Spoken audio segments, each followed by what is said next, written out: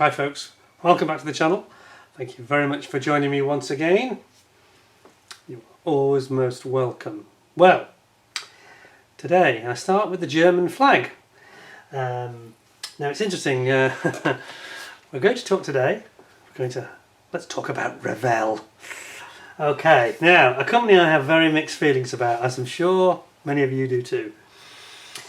But I've got the German flag out because, of course, they are a German company, and these days Revell is wholly owned by the Germans. It's actually, since 2018, they've been owned by a venture capital company called Quantum Capital Investments, I think it is, LLC. And they are venture capitalists, as I mentioned, and I have to be honest, when I first heard this, it sort of filled me with dread, because I have some personal experience of dealing with companies who have been bought by venture capitalists in the past. And they can, not always, but can sometimes be just asset strippers who are trying to squeeze every penny they can out of any given company. Now, Revell as a brand, and of course this is leading on from my talk about Airfix. Revell as a brand is very much in the same sort of part of the market as Airfix are. They are appealing to quite a lot of youngsters, they're appealing to quite a wide spectrum of people, especially in Europe. And they're trying to be built to a price point that's going to be competitive and affordable, and like Airfix, be a sort of spontaneous purchase, as well as the hardened, die-hard, super keen modelers like ourselves buying their product as well. So, a very, very good one to be a sequel to the Airfix talk I did a couple of weeks ago. However, here's the thing. When I think of German companies, modern German companies, especially when somebody says to me, oh, I bought such and such a product and it's made in Germany, your heart sort of leaps a little bit and you think, oh, that's going to be beautifully engineered like a Volkswagen or an Audi or a Mercedes or a Porsche. Or another fine product like, I don't know, IWC watches or AEG, domestic goods, things that are well engineered. Now, some Revell products are, quite a lot of them aren't, and this is what we're going to get into. So I'm going to move the German flag, not because there's anything wrong with that, we love German products here, but we might want to, you've got to remember that first of all, many of you may not know that Revell were an American company, and they were only acquired by became German in, I can't remember exact year, it was 2001, but basically this century. They bought Monogram in 97-98 and then became, they were bought out by the Germans in just about the turn of the century or thereabouts. And then, as I say, there's this venture capitalist company who bought out Hobbyco ownership. Hobbyco went bust under its previous ownership, and therefore these venture capitalists came in and took all of the Revell branding, everything Revell America 2 under their wing. So I'm going to move the German flag because Germany, you might want to disassociate yourself from this, distance yourself from this brand when I get into more detail. Oh dear. Like I said in my previous vid, I made one or two critical comments about Airfix. They will seem as nothing, little blips, minor observations, minor critiques compared to some of the things we've got to talk about today. This is going to be a tough one. Now, because of that, I have furnished myself... Oops, I've furnished myself. I nearly spilled it already. A bit of cork in there. Furnished myself with a nice bit of... Would you believe this is Kylie Minogue? Kylie Minogue Rosé. Oh, my wife chose this one, but actually it's really nice. It is actually very good, and I'm going to need this today. I need fortification. I need, above all, something to keep me calm, because there's a few things we're going to discuss which really make my blood boil here. Anyway, cheers to all my subscribers and viewers. I hope you enjoyed the show. I'm going to try and be as balanced and fair as I can be. It's not all going to be bad news. Only 98% bad news. I'm kidding. That was an exaggeration. Maybe. Right, so we've got a bit of a problem with Revell, and I'm going to start off, a sort of start point for me I think sums up one of the biggest issues of all, which makes a lot of modelers very angry. And I think there's again, I should draw the comparison with Airfix. We talked in the Airfix discussion about the fact that they have these very old kits. I always drop my shoulders when we mention old kit. There's plenty of good old kits like Matchbox, some Airfix as well. However, Revell have this unique approach to this part of the market. Unlike Airfix, who say, here's an Airfix Classic. Am I a bit too bright? I'm just going to dull myself down a bit there. Instead of saying, here's an Airfix Classic, you know, but it has new, sometimes they have new clear parts or they have new decals and things like that, and new instructions. So it makes it more palatable and quite acceptable to relive your youth. The problem with Revell is they do this as well, but they don't tell you. And here's what happened to me. So I've got my iPad here, because we need to have a look at this. I have here, look at this, a classic example of the problem, which I almost went and fell for, I've got to be honest. It is, as you can see, the Harrier GR1. Now I saw this at Telford about, just after COVID had finished, I think it was, and I didn't realise that they were saying the Harrier GR1, 50 years of the Harrier. So it's, I think it came out in November 21, this. Was it 22? November 22, yeah, it was last Telford. And I saw it and I thought, oh yeah, that looks brilliant, I'd love a GR1. Now this is before I purchased the Kinetic one. We won't get into that, you know. I mean, again, you all know about my rant about Kinetic. Actually, some of the things I'm going to talk about today will make the Kinetic issues with the Kinetic Sea Harrier I moan about so much seem mild and acceptable. Just bear with me. So here's this kit, and I thought, yeah, and it was about £40, I think. And I thought, oh, I'm gonna have to get that. It looks beautiful, you know. But it's celebrating 50 years of the Harrier. What it really should say is this kit is 50 years old, because here's the actual kit that this is the same as inside the box. Here we have the original earlier Revell boxing of it, and you can see even by the style of the artwork this is actually from 1972, and there's nothing to indicate that, nothing at all. Now the more experienced models amongst you that are watching this in the live chat will be shouting, just go to scale, mates. Yeah, of course. And that's exactly what I did. I came within about 30 seconds of buying that kit, and then something just stopped me, and I actually got my phone and I went on scale, and I was like, oh. And then I looked up some other comment about it. People say it doesn't go together well, it's quite nasty, and now they've reboxed it pretending it's a new kit. Now this is nothing short of dishonesty, I'm afraid, really, is it? Especially, you know, you got to bear in mind, and I've been watching reviews on some of these Revell kits, even some of the very problematic ones, where certain people who are very experienced, famous modelers have made the most ridiculous excuses for them. I'm sorry, but that's the only word you can use. And people forget that not everybody is a master model builder. I don't think I'd consider myself a master model builder. Getting there slowly, but I'll probably never quite make it, to be honest.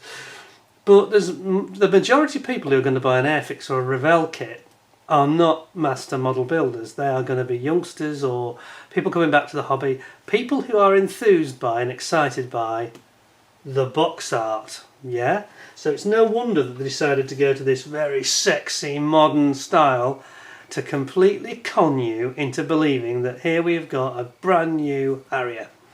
Yeah, everything about that indicates to the mind it's in the latest designer box, it's got the latest graphics, it looks like a brand new tooled kit. Now alright, it doesn't say so, but again, younger modelers or people returning, they're not experts in this field. That should say Revell Classic or words to that effect, or Revell, you know, Prestige, or what's the word I'm looking for? Nostalgia or something like that. It should indicate that it's an old kit, and it doesn't, and they're doing it all the time. Another example I'm going to flick you to is our old friend the Matchbox range, which of course Revell bought the rights to the moulds back in the when would it be, late 90s I think it was, 96, 97, something like that. And here we've got the Puma armoured car, and this is now branded. This has been rebranded 18 months, 2 years ago. They now call it First Diorama. Ooh, very dramatic. Again, sexy new artwork, new photography. They even throw in a glue, which actually their glue is actually very good, contactor glue, okay, and a couple of paint pots, which for a beginner is okay. What's not okay is the fact that they don't, again, they're not saying it's classic kit. They are not telling you that this is from 1973, okay, so that is 50 years old this year. And all they do is they mould it in a single colour. And by the way, I've seen the tooling on some of these. The tools are looking a little bit, not knackered, but they need a clean up, a bit like Airfix have done with some of theirs. They just need a bit of a clean up, some of these. So the Sherman Firefly one is looking very dirty, the tooling, compared to the original ones I've got. The absolute original versions from Matchbox. But here's what's unacceptable about it. The price, the retail price on this is $19.99. Now, come on. Now, you can now get it cheaper. These have had a disastrous 18 months of sales, I can tell you. And you can tell because all the prices have dropped. They came out and they were on Amazon for $19.99. I saw one at £23. And I thought, you have got to be joking. This is when they had their earlier Revell version of the boxing selling at £11, £12. All they've changed is throwing a bit of glue and a bit of newer box and let's charge you, you know, almost 100% more. That's not acceptable. And they're doing it worse anyway because, as I say, the tool's not clean. They're only in a single colour. And it just doesn't seem to have the charm of the Matchbox kits. It doesn't have the wonderful box art. It's just a photo. I mean, it's okay, don't get me wrong, but it's still just a photo of a kit, really, which we don't really like. Going back to the old Airfix and Hella days. How can they look you in the eye and charge £20 for that? Now, I know they are now falling because they've been a bit of a disaster sales-wise and they've gone down to £10 or £11. And at £11, actually, they are now very good value because you're getting the extra paint and the glue, especially for youngsters or beginners. So that's fine, but what were they thinking of? They're trying it on again. Now, this is not an honest approach to business, I'm sorry. They're misleading people. Not everybody's got the time or the inclination or the knowledge to go on scale mates and check everything and check the you know, the history and the verify the legitimacy, if you like, of every model. It's just not on. I'm sorry. I think it's disgraceful, really. So this is one of the areas where Revell are really, you know, dropping the ball. Now, the other thing we need to talk about. So that's two issues straight away. We've got ancient kits that are. At least the Matchbox kit was a decent kit, and it does go together nicely. They all did, pretty much. Less so the Harrier. So that's two big examples where Revell are not being honest with the customer, and that, I think, is not acceptable. And I think we should call them out on this. And I don't want to hear any excuses about, oh, well, you know, they've got to... I don't care. If they cannot operate a viable company without lying, which is what they're doing, don't operate a viable company. Go do something else. Make, you know, buckets or something with your moulding equipment. I don't care, quite frankly. I don't think that people should be lied to and have their money taken off them, you know, under false pretenses. It's just wrong. It's just morally wrong. Now, the other thing I wanted to talk about, I'll come back to this in a second. The other thing I wanted to talk about was some comments that were made after my Airfix video. Quite a few comments came up which I thought were quite amusing, and one person in particular clearly didn't understand the difference between value and price. And we talked about cost being used as an excuse for Airfix with them to not be able to add things and not be able to, you know, put pilots in and all this kind of thing. And maybe not be able to deliver the experience that some of us would like, quite a lot of us I think would like. Now some of these arguments are legitimate, some not so, but I wanted to talk about value just for a second, and this is very pertinent with Revell as well. Now, I am not trying to big up the company I'm going to present very, very rapidly. I'm not going to show you any detail, but I'm just going to present something to give you an alternative view about value. I'm talking about value now. Because somebody made a comment saying, oh, well, yes, but look, Airfix haven't raised their prices this year. And Tamiya, for example, they've raised theirs quite a bit and blah, blah, blah.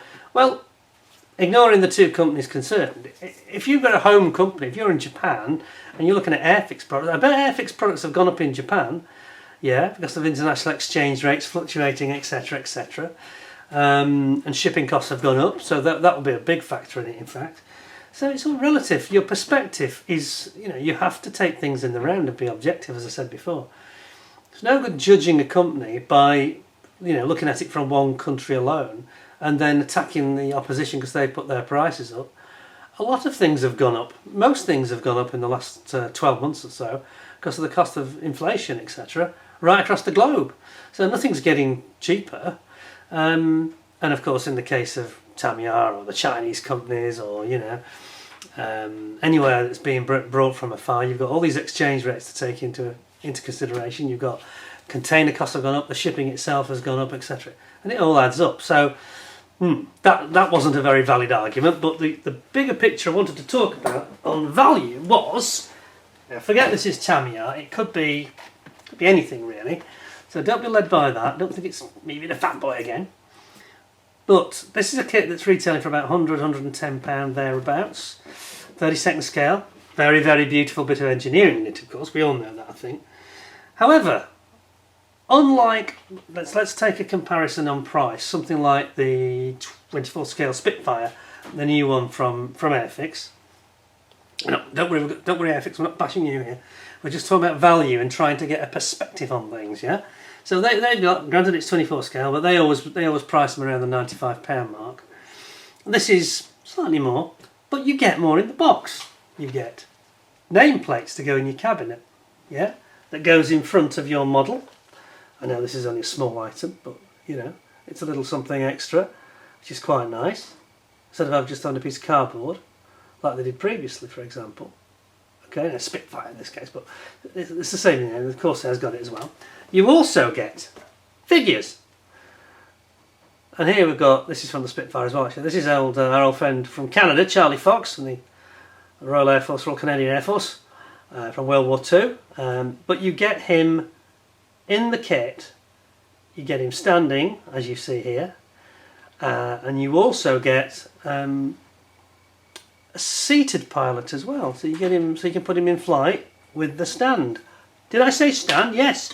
You also get a stand. So these are all things that the likes of Airfix are not providing. I'm not going to go Airfix.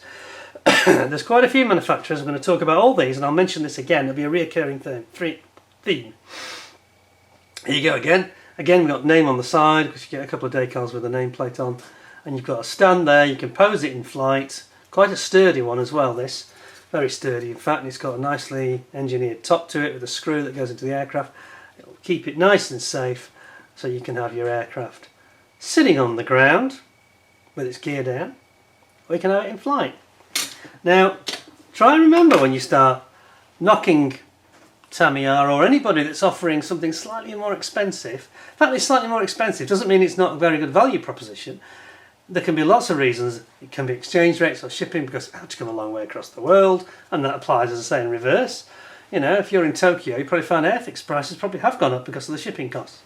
But as you see on the side, and that's all I'm going to show on this, and then I'll put it away, and then we'll get on into the real nuts and bolts of a Revell. But if you look at this carefully, there you go. It shows it with all the different options, and you can clearly see there's your pilot. You've got standing pilot, you've got seated pilot, and you've got the stand. So try to bear that in mind. You've got photo etch, you've got masks, and again, masks are something else that Airfix don't include. Neither do Revell. And I find the arguments that people come up with, modelers who should know better, frankly, who come up and say, yeah, we can just get aftermarket, Okay, so then you end up with the situation we've got here with Revell, and then we'll get really into them. I talked about this kit, the 40th scale Tornado GR4. Nice kit actually, very cheap, £30 or thereabouts, a little bit less, maybe. But it's got no pilots, it's got no stand, it's got no figures, it's got no masks, there's no photo etch in it. It's average to good quality. The parts of it are quite nice, the parts of it that are not so nice in terms of fit. So what do? We go out and buy a load of aftermarket, and I showed in my How Stupid Is Your Stash video, which I'll put a link on at the end. And we talked about this, and I got out, from that box I got out all the items that were in there that I'd bought. Masks, photo etch, instruments, weapons, what was it? Storm Shadow, what else was there? Fuel tank, Storm Shadow. I mean, the list just went on and on. There's like a full PE kit as well. Now, everybody says, oh, the great value, £30. Is it though? Is it though? Why can't they provide all that and say, look, it's £65? But you get all these things. Now, this is what people are missing here in this argument. People don't seem to understand the difference. You get what you pay for at the end of the day. If you're forking out under £110 for Tamiya, there's a reason for that. There's a reason for that. Doesn't mean it's better, but they are charging it in a way that reflects the cost of all the extras that you've got in the box. Now, Revell and also Airfix as well, in many cases, are doing the opposite. They're giving you a basic kit, which you can enhance. You can go out and buy the aftermarket if you want, but for those that don't want to go that route, perhaps the younger or the returning modeler, you know, beginners or whatever, they can just build the basic kit. It's still going to look a nice Tornado or Ambulance or whatever it is. And that's what you... people have got to understand that you get what you pay for. Yeah. But there is one kit that Revell came out with. Well, I should also mention as well about their policy as well. I talked about reboxing of old kits and not saying anything. Now, I'm being pretty hard on Revell here because I think it's merited, okay? However, let's be fair to them. Let's just take a step back. Let me have a little sip and I'll sip of some happy juice and I'll say some more positive things about them before I get into the real nitty gritty.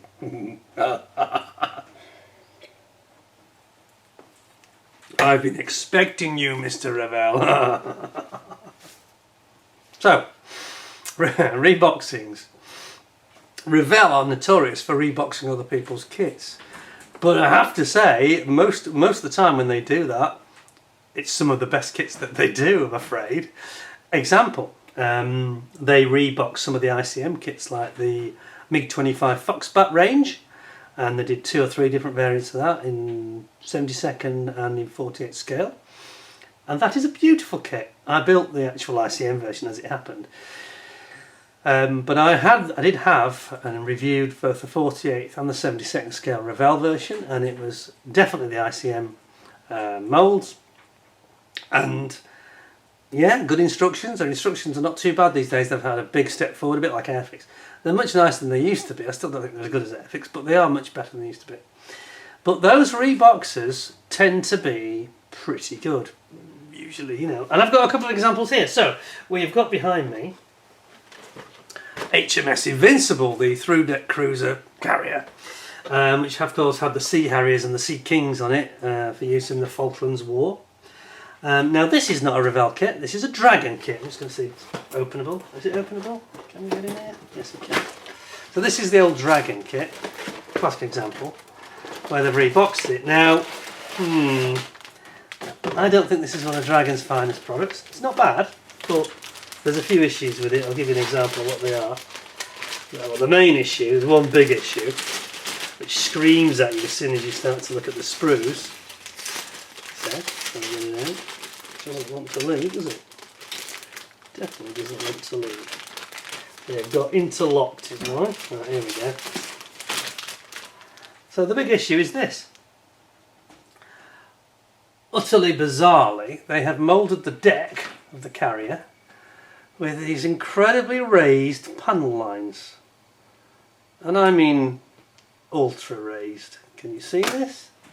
Let's just see if I can get you some more brightness. Right, there we go. So these are huge, great big, old school, for no reason, old school ultra high panel lines. Now this is a carrier deck. There is no raised there's no raised line on it.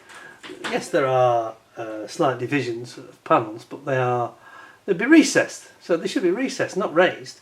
So this is a real horror because, as my good friend Dominic will tell you, he did a beautiful example of this, by the way, about a year ago. You're going to have to cut these off and then scrub it down and sand it down and generally faff about with it. However, overall, it's not a terrible kit. Not a terrible kit at all. Some decent moulding, it's a good shape. You know, you end up with some. You even end up with some at the hole there. It says to zoom you out a little bit for this thing. There's the hole. And then we've even got some Sea Harriers. Look at this. See those? See Harriers? Look at that. Ha. Okay, so this is a Dragon kit that's been basically rebadged as Revell. Not uncommon. Not uncommon in the industry because we get that with many others. Oops. Of course, we get people like Hobby 2000. They rebox a lot of Hasegawa kits, for example. You get Eduard. They rebox Revell and Hasegawa, amongst others. It's quite a common practice, in fairness. It's quite a common practice. Anyway, I thought I'd show you that because that's a classic example of, yeah, okay, we've got a horrible, and this is the other thing we hate about Revell, they have these hideous end-opening boxes. Now, what's wrong with that? Well, first of all, they're flimsy, very flimsy cardboard. The design itself is flimsy, it bows horribly, because it's doing it here. But because it's not a top-opening box, you can't put your model when you're mid-build. You can, with the top opener, you can put your model in the box, and to keep it safe, keep the dust off. You can't do that with these, not easily. Not a very nice box. They don't last well. They bow when they're in your stash and look horrible. It's the cheapest. It's got a beautiful finish to it, but the actual cardboard is terrible. And they are nasty, horrible boxes. They're not good at keeping it safe in transit either. They should be dropped immediately. It's one of the worst things about Revell of all. Anyway, let's look at another one. The Phantom FGR2. Now, what was I just saying about Hasegawa? Ah, here we have a Hasegawa. Now, it seems to me almost as if, I have to cut this one because I think I've sealed it up with the old Tamiya tape. You need to go back there. I'm having a little bit of issue here, folks. Bear with me a second. Best laid plans and all that. Right, so here we've got another rebox of a decent kit, it has to be said. Probably, until recently, one of the nicest Phantoms you can get. It's probably still one of the nicest FGR2 really at the scale, 48 scale. So let's have a quick nosy. So this is Hasegawa in drag. You can almost tell straight away because it's got this very light coloured Hasegawa plastic that they have. It's a real, I've actually resealed this. See, I put the gloves on again intending to handle sprues and then I can't get that low. I keep doing this. And again, that's typical not Revell, is it? Where they've gone and put this like a protective piece of paper in with the clear parts. It's a bit of a giveaway, isn't it? It's Hasegawa. That's very much the Japanese style doing it. But it's a nice kit. It's not the most sharply moulded, but it goes together pretty well. It's fairly old school in the way it's constructed. It's straight joined down the middle, but it's a nice fit, which is probably the most important thing for anybody. And again, this kit is not expensive kit. It's cheaper than buying it from Hasegawa. That's one of the big benefits of the Revell reboxes, is that when they do it, they tend to be cheaper than the original host model that it's come from. We get some nice decals, which I think are cartograph, which Revell tend to use these days, and we get one of their new type of pretty good, pretty clear instructions, with no nasties in it particularly. It's going to build well, the joints are going to be reasonable. You might have a little bit of work on the odd seam, a little bit of filler here and there, just a touch, just to finesse it, that's all. But nothing terrible at all. Lots of schemes, very nice kit that. And it was retailing for, again, about £28, £29. So I sound like I'm becoming a Revell fan, apart from these awful boxes, of course. Let me just pop that away, and then I'll show you that I'm not a Revell fan at all. I try to be a want-to-be, but this company makes it very, very hard to take them seriously at times, I'm afraid. However, that is a nice one. So there you go, there's a couple of reboxed Revell kits that are actually very nice. Now I need a stiff drink. Because what I'm about to talk about is not nice at all. I mentioned at the start, I said I thought that they'd recently, in the last 10 years, created the best and the worst kits that they've had for a very long time. Let's have a look what I'm talking about. Now, we're about to see one of their very latest examples, and frankly, I'm going to have to dull this down a bit, I think, because it's not going too well. We'll get rid of that. So here we've got we'll look at the first diorama again. However, about 18 months ago, they came up with this. Now this kit, this is the F18F Super Hornet. Now this followed on from the E version, which wasn't a nice kit either. A lot of issues, fit issues, very poor moulding in terms of the finishing of the moulds. A lot of people complained about it, and then they brought out this two-seater version. And it had been 2 years in development between the two kits. I think it was a 2-year gap. And everybody was hotly expecting this to be like a refined version of that E, and perhaps a little bit more professionally turned out, and perhaps there was a big price tag. This actually had a retail price of approximately, I think it was £99.99, £100. That's a lot for a Revell kit. That's a lot for a Revell kit. So of course an expectation was created. Unfortunately, when it arrived just over a year ago, people were absolutely shocked because it was absolutely dire in terms of, one, you know you're in trouble when the instructions open up with something like this. Have a look at this. This is stuff you couldn't make up. I mean, this is a lesson of manufacturers how not to do it. And what you've got, I'll try and zoom in so you can read this. It is telling you to remove flash from here, here, here, here, here. Remove flash from here. Remove flash. Remove flash from here, here, here. Remove flash, remove flash. And there is even in the instructions of this kit, it even comes with a note on the instructions saying, I can't remember the exact words, but it basically says, if you find large gaps between joins, use our Plasto filler to fill these and then sand them down. Now, this is before you've even got to the plastic, and you start to open this kit, and I know lots of people that have tried to build it. It is buildable, and this is what I'm getting to the crux of why I get annoyed with some of the other modelling community on these things now. Now this is £100, so this is almost Tamiya pricing. I know it's a 32nd scale. This is only £10 retail short of a Tamiya kit like the one I've just shown you briefly before. They are like they were designed by two different species, okay?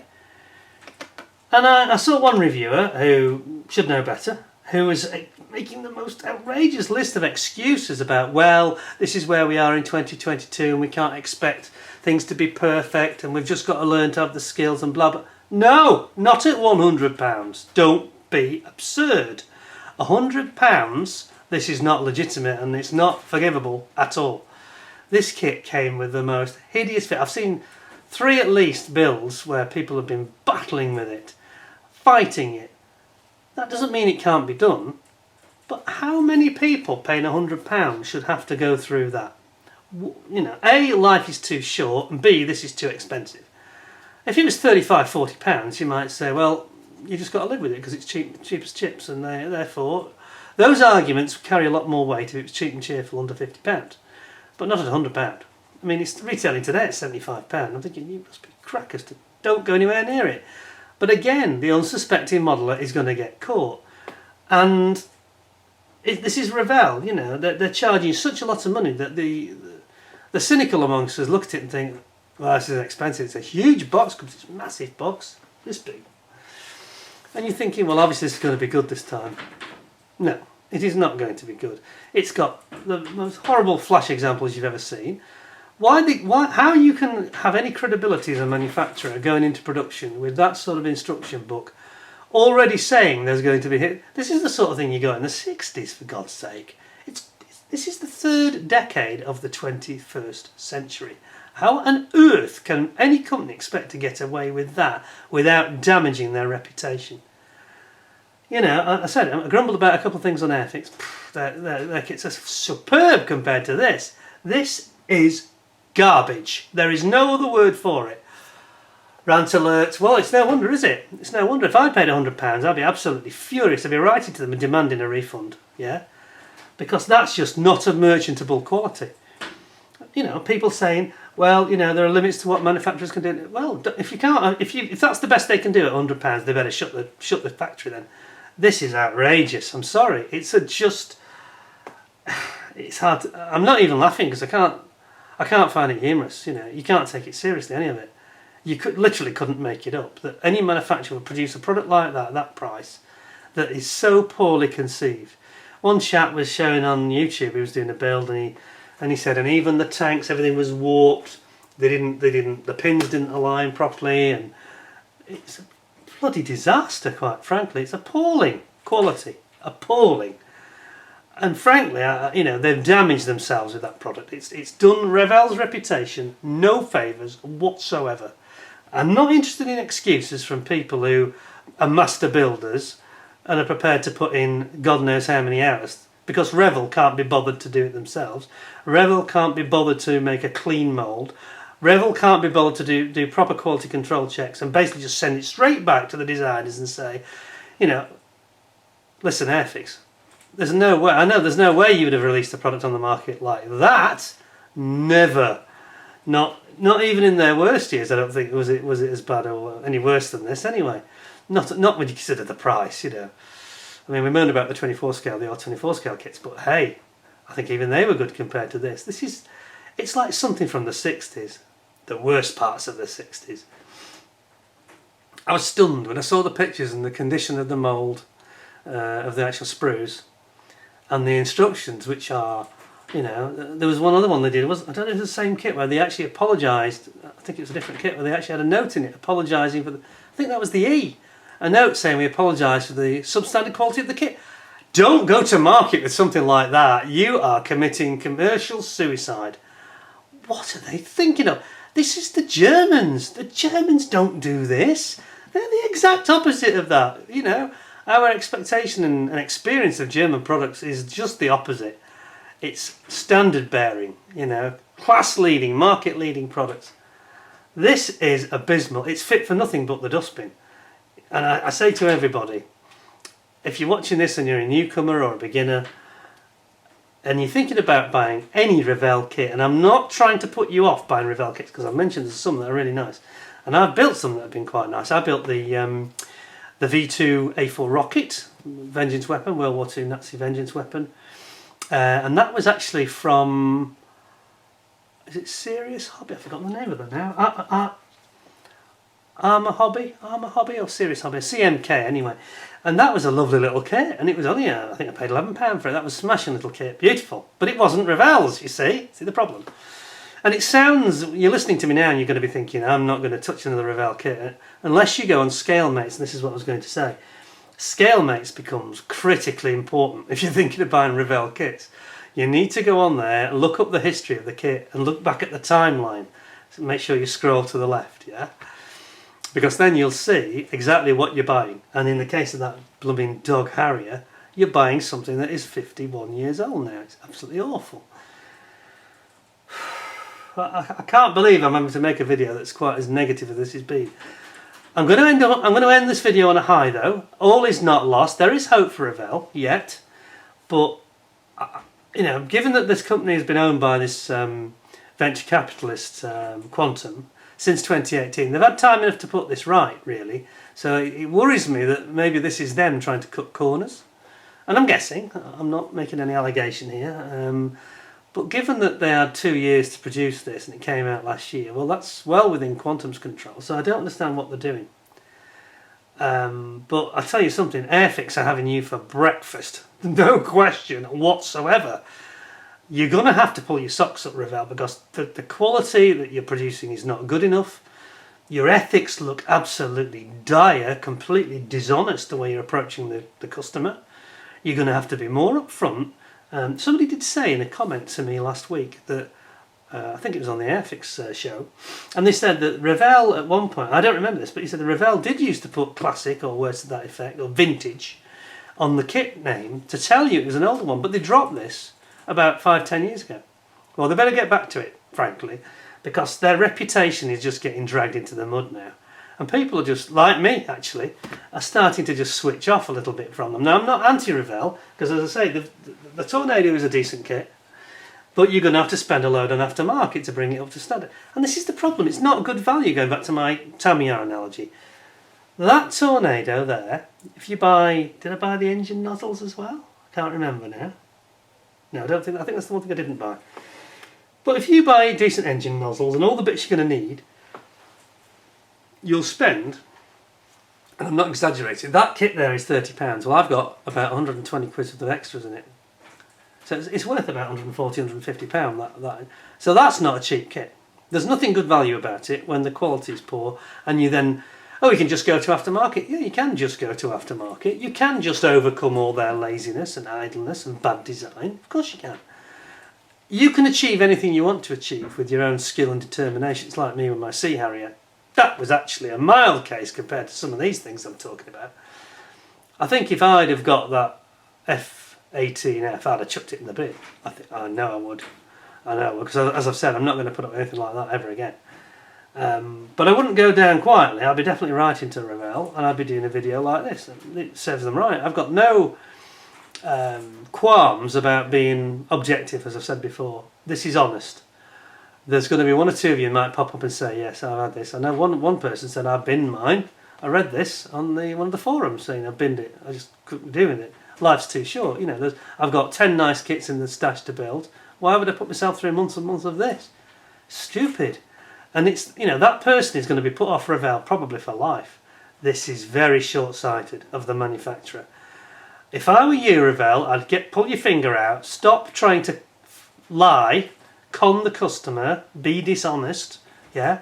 This is most un-German. I just cannot understand it. It's just completely out of character for a German company to behave like that, especially when they're a market, you know, well-known market brand, very strong in their markets. This is damaging them. It's damaging them bad.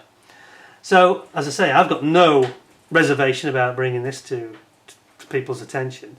A lot of you know, a lot of you know about it already, but it's absolutely ridiculous, to be quite honest. Anyway, rant over. I'm going to try and end this on a positive. I'm going to try, because last year, when I had my kits of the year, I've just remembered, when I had my kits of the year review, a Revell kit got into the top 5, a brand new kit. And I didn't see it coming. It kind of popped up out of the blue unexpectedly. It was only a 1/72 scale aircraft.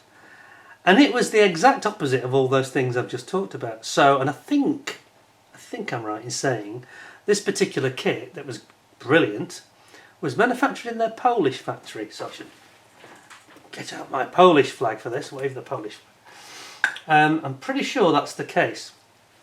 And it was, oh, the old Sea Harrier, have you seen this? Sea Harrier haunting me still, look at this. You can see, I've sort of forgiven it in a way, haven't I? Sharky Ward and his Sea Harrier. Anyway, enough of that. Oh, no. Oh, yes, and I've almost forgotten. Sorry, this is the next one I wanted to talk about. I've jumped ahead. Right, sorry about that. My sequencing went wrong there. Here's another example of them trying to improve, but failing. This is the SR71 Blackbird. Now, it's a 48 scale kit, and the retail price on this, I think it was about £95. Now, you can get these kits cheaper than this now, especially when they've been failing in sales terms, and quite a lot of people have got stock of them, and you can pick them up a lot cheaper. But I just have a quick look at this. So this was very hotly anticipated. I was looking forward to this. I nearly pre-ordered it, but because it was Revell, I was like, I think I'll just hang fire on this. So this came out, again, I think it came out about Christmas, not last Christmas, but Christmas previous. So it's about 18 months ago. And here we have the 48 scale. So this is a big, big kit, okay? It's a big kit. Now, you would expect, it also comes with this option of the 2 engines that we make that out. You've got 2 engines which they sit on the, this does come with a stand, it's got 2 engines. So I like that, and when I heard about it, I thought, oh, this is right up my street, I've got to get myself this. Oh, yes, yes, yes, yes, the Blackbird. It's going to be a beauty, it's going to be a beauty. Now, don't get me wrong, this is not beset by the horrible problems of that Hornet E and Hornet F Super Hornet, which were just biblically bad, a whole new level of bad, you know. You heard me rant about the Sea Harrier. This Revell product was way worse, okay. May not have suffered from the instructional problems that Kinetic had, but the actual plastic was pretty bad. Pretty bad. Now this, on the other hand, was a better quality product, but it fell short. The problem